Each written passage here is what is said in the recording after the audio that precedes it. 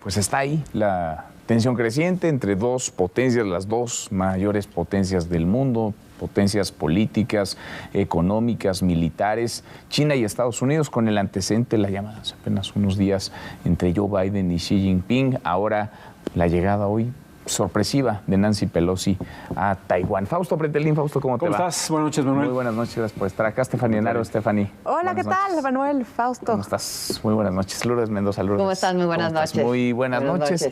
A ver, ¿qué está pasando, Fausto? Porque pronto Taiwán se coloca en el centro del radar y la visita de una congresista, no de cualquier congresista, es, digamos, la mayor congresista del Partido Demócrata, el partido del presidente Biden, pero su arribo a esta isla pues desata toda clase de suspicacias, de especulaciones y de proyecciones incluso.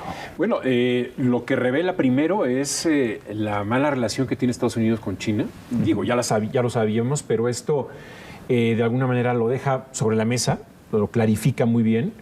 Segundo elemento, un momento difícil, ¿no? Por el tema de Rusia y Ucrania. Los aliados se mueven, los mapas se mueven, Asia se mueve y sobre todo mira y observa con mucha detención a Taiwán. Un tercer elemento es lo que dijo un general importante allá en Taiwán hace 8 o 9 meses, antes de la invasión de Rusia a Ucrania, que sus sistemas de inteligencia apuntaban al 2024 como un año fundamental en el que China podría estar invadiendo Taiwán. O sea, no falta nada. Se cruza como un cuarto elemento el tema de Rusia y Ucrania y quizás a Xi Jinping lo detiene, lo retrasa su plan, pero la pregunta ahora es si va o no a invadir. La pregunta es cuándo lo va a hacer, ¿no? Si esta visita polémica, innecesaria, creo yo, provocativa, por donde se le vea, es decir, no avisa desde el 16 de julio, sino de alguna manera filtra al Financial Times y eso abre la brumosa de que posiblemente sí vaya o no vaya a Taiwán, lo deja un poco más con un tono provocativo y pues hoy sucede lo que vimos. Creo que es una serie de variables que como resultado final es más roces, más de alguna manera agresividad desde el punto de vista de China, ¿no? Con comunicados o reacciones con un lenguaje muy, muy bélico antes que diplomático. Generalmente la diplomacia se impone y tienen códigos, ¿no? de comunicación entre los participantes de un conflicto. Pero aquí es creciente la tensión, Lourdes, entre China y Estados Unidos. Qué ganas de meternos un gramo más de ansiedad, de tensión y a todos los ciudadanos del mundo. Creo que no, o sea, estamos en una crisis, como tú bien dices, económica, en donde la inflación es un tema en todos los países. Por otro lado, tienes el tema del coronavirus, que todavía no está bien resuelto. Tenemos el tema de lo que platicábamos la semana pasada, el virus del mono. Pero por otro lado, tenemos todavía la guerra entre Ucrania y Rusia. La escasez alimentaria. Y ahorita, el cambio climático. Sí. Y todavía le metes ahorita esto. O sea, no es cualquier, como dice Fausto, no es cualquier congresista. Es la congresista, la tercera persona de mayor influencia en los Estados Unidos, que si bien dicen, por un lado, el Congreso allá sí es totalmente autónomo, ella decide ir, y que dicen, por otro lado, es que, bueno, como le dijeron los de China, si vienes, pues te vamos a caer encima. No ir significaba dar un mensaje de debilidad y que eso, pues de ninguna manera los americanos se iban a dar ese lujo. Pero la verdad es que sí estamos viendo que la situación está cambiando, pero déjate tú de estrategias geopolíticas de los mapas. Creo que la situación del ser humano sí está llegando a unos niveles que no habíamos visto nunca. Si hablamos con nuestros abuelos, ellos sí vivieron un siglo XX muy confuso. Si naciste en los primeros años, ¿no? Te tocaron guerras, te tocaron Primera Guerra Mundial, te tocó la Revolución. A nosotros nos había tocado vivir bastante sencillo y no estamos sabiendo manejar esta ansiedad que nos está llevando a, si tú ves, mucho odio entre las personas. ¿Cuál puede ser, digamos, el alcance de esto que estamos viendo hoy? Que, digamos, la tensión no es nueva, pero parece que sí escala un poco más en estas últimas horas, sobre todo, Stephanie. Mira, el alcance es que las potencias mundiales están dando manotazos. Están diciendo, yo soy el número uno, aquí estoy, ya regresé, no me vas a ganar. Y obviamente en el trasfondo de la guerra con Ucrania está el trasfondo de Estados Unidos contra China. Y si tomas en cuenta que para el 2028 la economía de China podría ya ser más grande que Estados Unidos, esto es un mensaje. Ahora, en la política no hay amigos, hay intereses. Y esto se da dentro de un contexto electoral tanto para China como para Estados Unidos. Estados Unidos tiene las elecciones de medio término en noviembre y Xi Jinping tiene su cumbre en este otoño en donde va a ser reelecto otra vez. Entonces, de alguna manera, sirve para los electorados de otros países. Ahora, si nos vamos a la geopolítica pura, China es una potencia marítima por excelencia y Taiwán es esa islita que le impide tener el control total de su litoral, porque a Estados Unidos le sirve de portaaviones en caso de que haya un conflicto. Entonces, quitarle eso es relegar prácticamente a Estados Unidos al Atlántico. Entonces, esa es la importancia de Taiwán, más que la democracia, más que los sentimientos. Lo estratégico es lo que está importando en este preciso momento. Ahora, están jugando, digamos, es un juego de vencidas entre China y Estados Unidos. Un juego muy peligroso para el mundo. No sé quién sea más prudente y quién menos, pero al final están haciendo política doméstica, ambos presidentes, ambos países. Digamos, hay elecciones, lo dices muy bien, a la vuelta de la esquina de Estados Unidos. China tiene su propia dinámica, pero también, digamos, está inmiscuida en toda esta situación. Las decisiones políticas empañan o pueden empañar las que se tomen en el territorio. ¿Podemos caminar como planeta a una tensión que derive en un conflicto, no sé si económico, militar, un conflicto bélico entre China y Estados Unidos? Pues mira, yo diría y tomaría la palabra de Guterres, ¿no? El secretario general de la ONU, el día de ayer, que diciendo, bueno, pues la suerte nos ha ayudado, no es una estrategia la suerte, pero hemos estado a nada de que esto se desate en un conflicto nuclear. Pues estamos a un malentendido de que esto escale un conflicto nuclear. Exactamente. Yo creo que es muy loable la idea de Nancy Pelosi, porque ha sido consistente, ha sido muy crítica hacia China. Hace 30 años se le vio en la plaza de Tiananmen, ¿no? A favor de los disidentes que fueron masacrados, ¿no? En 1989.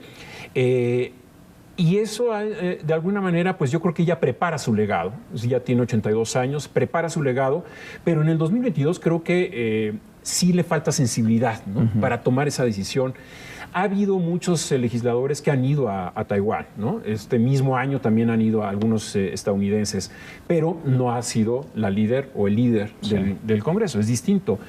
Y retomando tu pregunta, ¿qué falta? Pues bueno, yo creo que los puentes diplomáticos a veces se dinamitan tan fácilmente que a veces yo creo que los políticos se tendrán que arrepentir, ¿no? Porque sí es muy costoso. Yo creo que este tipo de decisiones de gran rentabilidad doméstica, como pueden ser las elecciones, como puede ser la idea de que los republicanos arrimen el hombro a los demócratas, en este caso Nancy Pelosi, y retome un mejor ciclo, una mejor ruta los demócratas para las elecciones de noviembre. El costo de una geopolítica internacional, la parte internacional, el costo puede ser muy elevado, ¿no? Muy elevado. Sí, ahorita estaba justamente, lleva todo el día revisando las redes sociales y ves dos tendencias claras. Por un lado te dicen y te hablan de estamos a nada de una tercera guerra mundial y por otro lado te dicen queremos paz, necesitamos paz. O sea, lo que estamos viviendo, como decíamos, o sea, súmale el cambio climático, la sequía en la que estamos, la escasez de granos por la guerra con Rusia y Ucrania. Es decir, lo que está en juego, que es las mentes del ser humano y este odio, que no es un odio nada más, como vemos aquí, que si la gente está enojada o no. Es un odio a nivel mundial en donde ya no estás buscando quién te la pague, ¿no? ¿Quién te la hizo más que quién te la pague?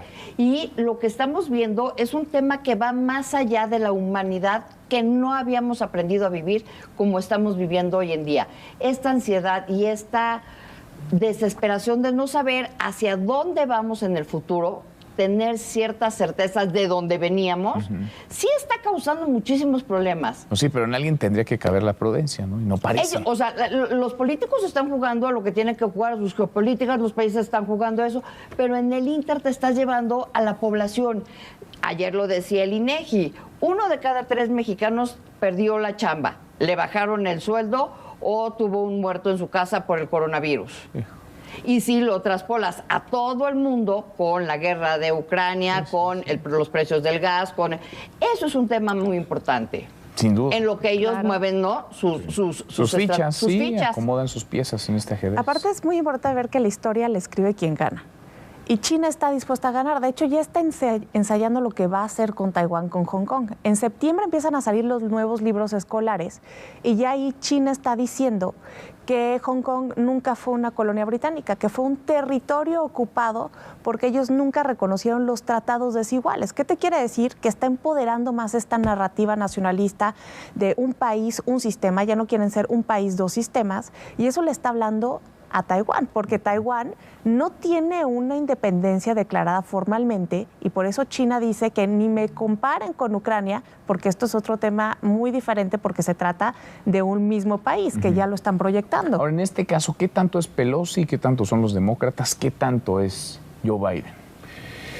Bueno, a ver, yo creo que sí es genuina la idea de Pelosi de haber ido a Taiwán, porque es consistente, como dije hace unos momentos. Es lógico que al ser del mismo signo político que el presidente Biden, pues haya vínculos, ¿no? Otra cosa sería que lo que ocurrió en el gobierno pasado, es decir, que Trump tuviera una decisión distinta a la Cámara hoy en día dominada por los demócratas, es decir, hubiera una confrontación, ¿no? No el mismo signo político. Al ser del mismo partido, creo que sí, de alguna forma involucra directamente al presidente, por más que la semana pasada haya dicho, oiga, no es el Poder Ejecutivo, es el Ejército el que dice que no le conviene la visita a Pelosi. O sea, como él, respetando la división de poderes, pero al mismo tiempo sabemos que seguramente hubo una consulta o una plática entre Pelosi y Biden, porque tienen buena relación y seguramente hicieron una evaluación de costos, ¿no? Es una perspectiva de qué va a ocurrir el día después de que vaya hacia... Y le reditúa en el terreno, digamos, de lo local, que es lo que le interesa ahora a Joe Biden, que trae una popularidad nada presumible, nada vendible. ¿Le reditúa este tipo de hechos, este tipo de acciones? Indirectamente, o sea, es una externalidad positiva, ¿no? La decisión la toma Pelosi, pero obviamente la corriente que deja, o la estela que deja Pelosi, pues es tomada en cuenta por el presidente Biden. Aquí la pregunta ¿Le cae bien a los estadounidenses ese tipo de decisiones? O sea, andarse metiendo, después de las experiencias que han tenido y después de lo mal que les ha ido en otros frentes, ¿le viene bien? Sí, porque es nacionalismo. Yo creo que cierran filas, ¿no? Aunque sea republicano o demócrata, el presidente cierran filas. La gran pregunta es, yo creo que a los demócratas se les debe exigir más, hablo en términos genéricos, ¿no? Más que a los dictadores, ¿no? Yo creo que hablar y promover la democracia y la libertad está muy bien, en lugares como en China, por supuesto, el respeto a los derechos humanos, pero en este momento Estados Unidos no puede cantar bien las rancheras. Yo creo que Estados Unidos tiene 4 o 6 años que está arrastrando la cobija por el tema de Donald Trump, por el asalto al Capitolio, evidentemente por la influencia ideológica política en los jueces, ¿no? En la Suprema Corte. Hay un retroceso con el tema del aborto, con muchos temas que de alguna forma están tirando los jueces conservadores y, bueno, pues el Congreso que está muy polarizado, pero no es el mejor momento para hablar de la democracia modélica en Estados Unidos, ¿no? Sí. Oye, ese es el mejor momento para sacar el libro de Jared, ¿no? Exacto. Además. Así es. Por si algo faltara. Por si algo faltaba, ¿no? Y ahorita ya estamos leyendo, ¿no? Que además ya, o sea, la Pelosi dice claramente, se reúne con la presidenta de Taiwán y le dice, Estados Unidos no los va a abandonar.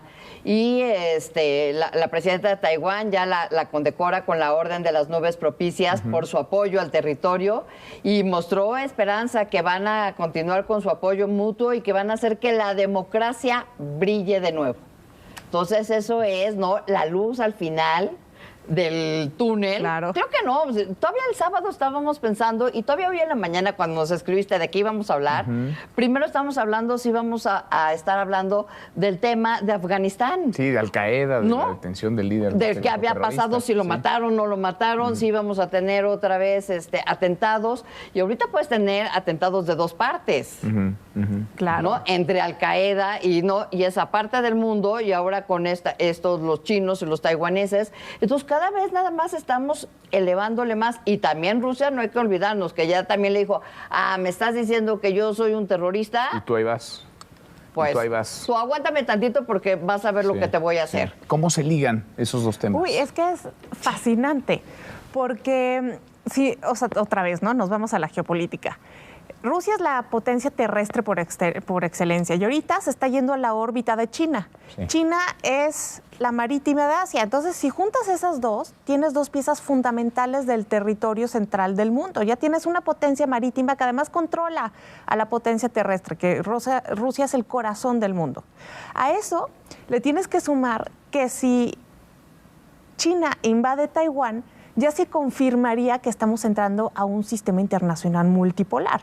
De por sí, Ucrania ya agitó al mundo demasiado y ya nos dijo, miren, pues como que el mundo unipolar de Estados Unidos después de la Segunda Guerra Mundial ya no está tan fuerte, pero esto lo confirmaría. Y Biden, cuando estaba entrando a la presidencia, juró y perjuró que mientras él fuera presidente, que China no iba a ser potencia mundial.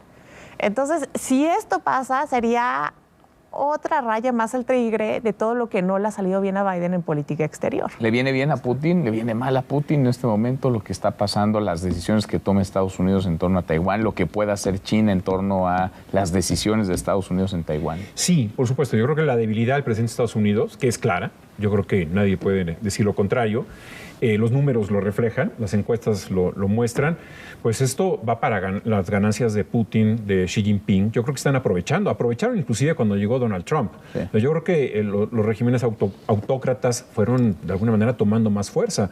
Crecieron los enanos, creció Maduro, ¿no? Ahora de alguna forma también pues preexiste, ¿no? Se atornilló al asiento y sigue ahí presente. Entonces, digamos que simplemente hay que ver la fotografía de América Latina.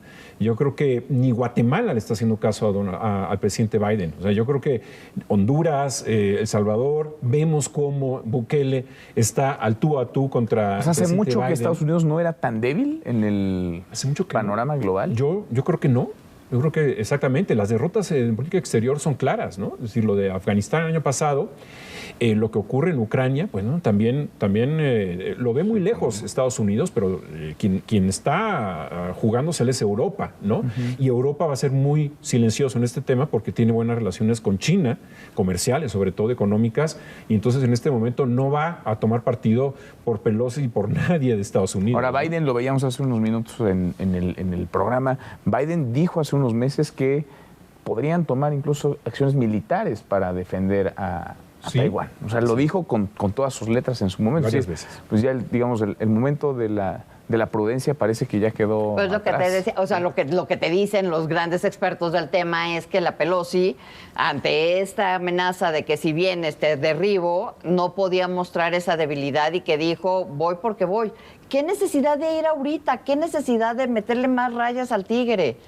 Pero no nada más eso, estamos hablando que además con la guerra de Rusia, ¿te acuerdas que cuando empezamos a hablar de la guerra de Rusia y de Ucrania, siempre yo estuve diciendo, y aguas con China, porque China se une con Rusia y agárrate con todos nosotros, porque Rusia, pues nos guste o no nos guste, déjate a nosotros, surge a toda Europa de gas y de petróleo. Sí, le quisieron medio cerrar la llave y no pudieron. Oye, te pago, nada más me puedes pagar con rublos, pues como sea, pero te voy a pagar. Y ha seguido surtiendo el gas. O sea, no la han podido dejar como una isla. Todos supusimos que Rusia iba a caer rapidísimo y que no iba a poder con este embargo del mundo. Y que cuando le cayeron, ¿te acuerdas el switch, de las tarjetas de crédito y todo el tema financiero? Que ya se había acabado. Y pues eso, ¿hace cuánto lo estamos hablando? Sí, ahí están. ¿No? Y ahí siguen. Están, no. Y cada vez más fuertes y más envalentonado Putin ahora con los chinos. Es que pensar en una guerra no necesariamente militar, económica entre Estados Unidos y China. Sí, bueno. Y antes de que iniciara la guerra en Ucrania, hubo problemas en Kazajstán y Rusia y China se juntaron para decir que Estados Unidos lo estaba provocando, diciendo que todo el mundo quería democracia y era para destruir sus regímenes. Entonces ahora esto le sumas y también tienes que tomar en cuenta que ya en el Golfo Pérsico, Rusia, China e Irán ya se unieron militarmente y están haciendo ejercicios a cada rato. Y más allá de hablar de los países como bien lo sabe Stephanie. Vamos, yo creo que el presidente Biden no controla ni a su casa. No. El problema que tiene con su hijo, ¿no? Es gravísimo. Que trabajó en una energética ucraniana. Y de alguna forma, bueno, tiene problemas. Sí, es débil por todos los frentes. Sí, incluido no el tema de controla ni salud. su casa. Incluido el tema de salud. El tema de salud, que no puede salir del COVID. Es difícil. Es momento muy complicado para un presidente como Y aún Biden, así ¿no? quiere estar en la boleta y buscar la Es reelección. imposible que sea. Imposible. Yo te puedo apostar lo que sea. Pero Que no va a ser. ¿Y quién Que no va a va a ser la ser. vicepresidenta? Es que yo creo que ahí es donde está, porque no ha jalado nada bien Kamala. Kamala Harris, sí. No ha Pero, al jalado, parecer, no tiene ha mala reportado relación con nada. Biden. pero, Parece ser. Pero desde el principio fue así. pero no ha jalado. O sea, lo que esperabas de Kamala no pasó. Pues le van ¿no? pavimentando ¿Y qué el tal camino que a te Trump? regresen a la señora del expresidente? ¿De Obama? ¿De Uy, Michelle Obama? ella sería un Sería excelente... espectacular, porque Candidata. además dicen en los tiempos de las mujeres. Pues sí. Totalmente. Pero ella no quiere. Ella no ya ha quiso. dicho. Ay, no quiero hasta que bueno Cambiar está de bien. opiniones de esa. Gracias, Lourdes, Stephanie. Gracias, Fausto. Hasta mañana. Buenas noches. Pásala bien.